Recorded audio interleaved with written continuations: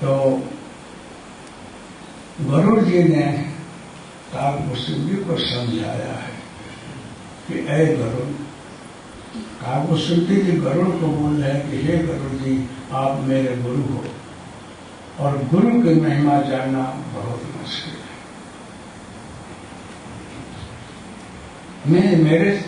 मैं जब अपने पीछे की बात देखता हूँ तो मुझे मेरी आंखें बंद हो जाती है, कुछ बोल नहीं पाता हूँ, ऐसी मेरी हालत है।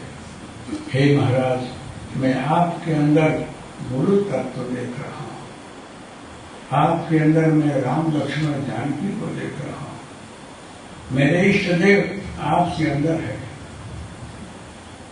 ये काकभूषुंडी गरुड़ संवाद में पढ़ना।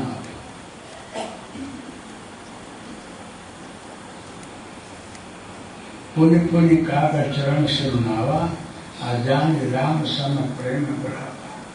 मैं आपको, आपके अंदर प्रभु राम को देख रहा हूँ, जिसका जो इष्ट हो वो इष्ट उस गुरु के अंदर दिखना चाहिए और दिखता है। दत्तात्रेय महाराज कोई साधारण सदगुरु नहीं है, इनका कोई रूप नहीं है, ये साक्षात परम परमात्मा है। कोई भी गुरु हो उसके अंदर आप अपने इष्ट देव की झांकी देखो।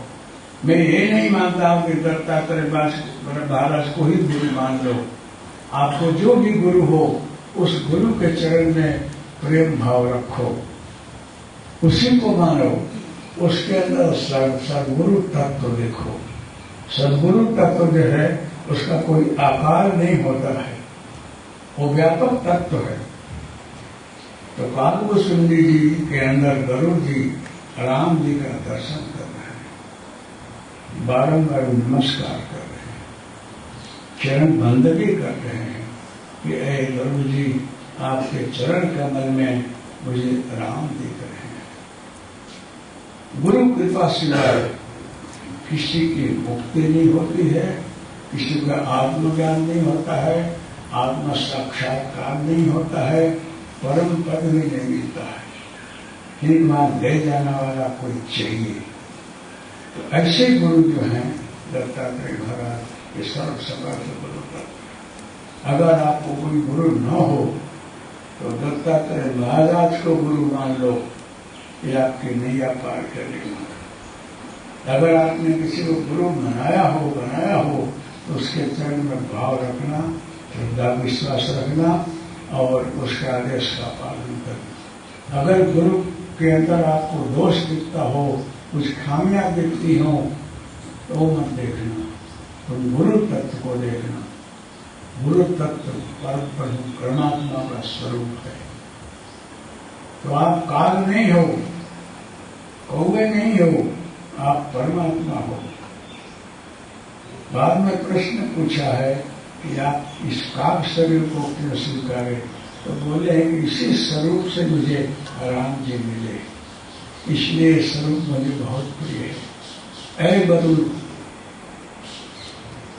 किसी को जिससे भी कुछ बोध मिले उससे ले लेना चाहिए, चाहे वो नीच क्यों न हो, पतित क्यों न हो, अमुक जाति का क्यों न हो, उसके अंदर भेदभाव मत देखना। उससे मिल करके कुछ आपको प्राप्त होता हो तो ले लेना, त्याग मत करना। बालाकति सुभाषतम ग्रहण, एक बच्चे से भी कोई जो बोध मिलता हो तो स्वीकारना। इसका क्या उपदेश में लूं, ये हमको क्या सिखा देगा, ऐसा मत मानना। और ऐ गरुड़, मन एवं मनुष्याणाम कारणम बंध मोक्षियो हो। मन जो है बड़ा चंचल है, मन कभी स्थिर नहीं होने देगा, आपको सही मार्ग में जाने नहीं देगा। मन के साथ बुद्धि जुड़ जाती है, आपको भ्रमित करती है, चंचलता पैदा करेगी, दूसरी दिशा में ले जाएगी, मन भटकाता है, माया में, मोह में, आसक्ति में खींच जाता है। भगवान की सद्गुरु ये नहीं बोलता है कि जगत को छोड़ दो, जगत के अंदर रहो, लेकिन ज्यादा प्रीति और भक्ति इस देव में रखो। परमात्मा न भूल जाए, ध्यान रखना। जैसे कि आप लोग यहाँ आए हो, सुन रहे हो, और भगवान का नाम भी ले रहे हो, लेकिन आपके अंदर ये याद ही है मुझे जाना कहाँ है, आपका घर कहाँ है, ये आपको बराबर याद है। आपने टाइम भी नक्की किया कि कब छुट्टी मिलेगा तो कहाँ बस पकड़ेंगे, किस गाड़ी में बैठेंगे और घर पहुंच जाएंगे।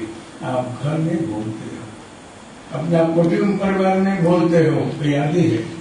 कैसा भी मैं सत्संग सुनाऊं, साक्षात भगवान दत्त की आपके देव भी हाजिर हो जाए तो भी प्रणाम करके नहीं बोलोगे कि जरा घर बार को संभालना, हमारे पुत्र पुत्री पत्नी को, और हमारे को आशीर्वाद देना, मैं घर जा रहा हूँ। कहीं भी घर जा रहे हो तो माया का घर छूटता नहीं है। माया के घर को मैंने अपना घर मान लिया। इस जन्म का वो आपका घर है। इस जन्म का अगर कोई गुरु मिल जाए, तीसरी आँख खोल दे तो दूसरे जन्म का घर दिखने लगेगा। वो दिखने लगे कि तुम्हारा घर असल तो है, माँ बाप और है, दादा और है, कितनी समृद्धि वाला जगह है, वो तेरा घर है। तो ये तो भ्रमित हो गए हो तो लगेगा कि वहीं जाना चाहिए। कितने माँ बाप आपके हैं, कितना परिवार है आपका, किसको संभालोगे, कहाँ छोड़ोगे, कहाँ पकड़ोगे, बहुत मुश्किल है। मम माया दुरत्या, माया इतनी प्रबल है कि मानुष को पकड़े रहती है, खींचे रहती है, छूटती नहीं। माया में आसक्त मत हो। सब कुछ करते हुए मन को भगवान में रखो। अगर भगवान में रखोगे तो भगवान आपको सब कुछ देते हुए, सारी व्यवस्था करते हुए सही दिशा में ले जाकर के आपको ठिकाने पहुंचा देगा।